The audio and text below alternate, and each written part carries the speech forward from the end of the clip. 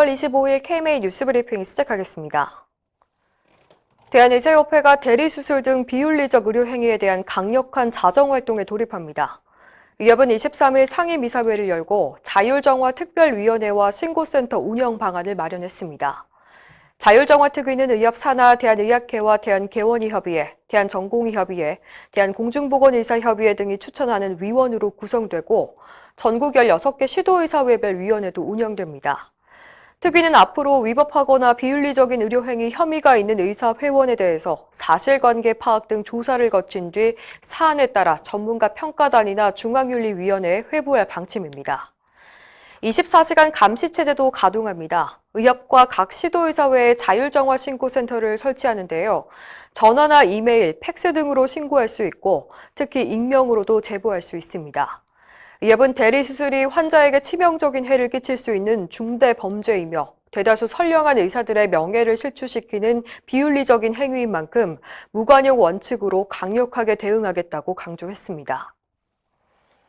김부겸 국무총리가 수술실 내부의 CCTV 설치 의무화에 사실상 반대한다는 입장을 밝혔습니다. 김 총리는 어제 국회 본회의에서 수술방 내부에 설치하면 고도의 전문성을 요구하는 의료진들에게 부담이 심해질 것이라며 특히 환자의 프라이버시 문제도 있어서 정부로선 신중할 수밖에 없다고 강조했습니다. 김 총리는 또 대리수술에 대한 환자의 불신을 막기 위한 방안으로 수술실 내부가 아닌 입구에 설치하고 출입자의 지문 확인으로 동선을 파악하는 방식도 있다고 밝혔습니다. 앞서 김 총리는 지난 18일 이필수 대한의사협회장을 만나 코로나19 백신 접종 등 현안을 논의했는데요. 이 자리에서 이 회장은 CCTV 설치에 대한 의료계의 우려를 전한 것으로 알려졌습니다. 한편 국회 보건복지위원회는 23일 법안심사소위원회를 열어 CCTV 설치 의무화를 담은 의료법 개정안을 심의했으나 결론 내지 않고 계속 심사하기로 결정했습니다. CCTV 설치 의무화와 마찬가지로 실손보험 청구 간소화법도 국회 심의가 연기됐습니다. 국회 정무위원회는 지난 20일 의료기관이 환자를 대신해 보험금 청구 자료를 보험사에 전송하도록 의무화하는 내용의 보험업법 개정안을 논의할 예정이었지만 심사 목록에서 제외했습니다. 정무위 관계자는 실손보험 청구 간소화가 국민 편의를 높이기 위한 취지는 있지만 보건의학계가 강하게 반발하고 있어 여러 의견을 수렴한 뒤 심사를 진행할 예정이라고 밝혔습니다.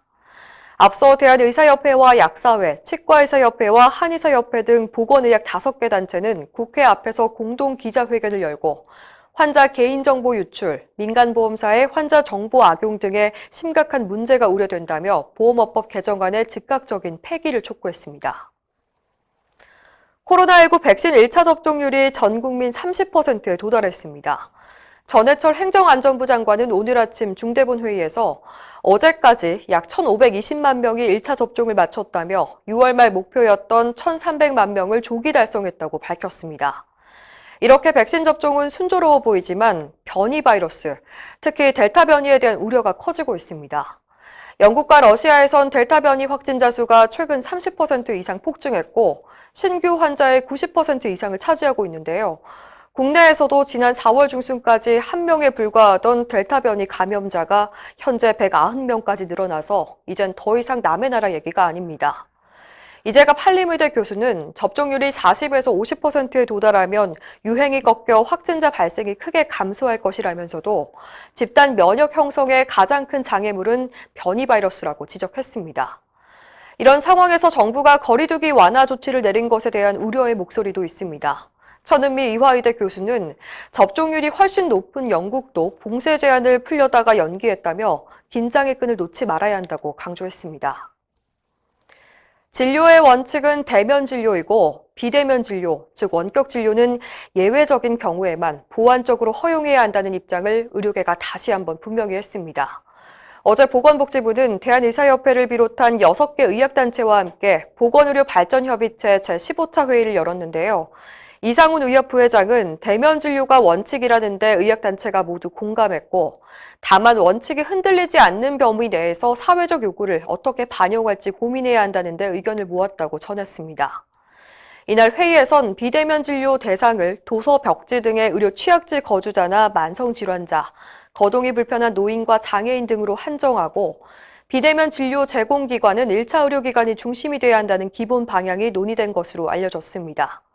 특히 보건복지부는 비대면 진료를 산업적인 측면에서는 전혀 고려하지 않고 있다고 밝힌 것으로 전해졌습니다. 이상으로 뉴스브리핑을 마칩니다. 자세한 사항은 의협신문을 참고하시길 바랍니다.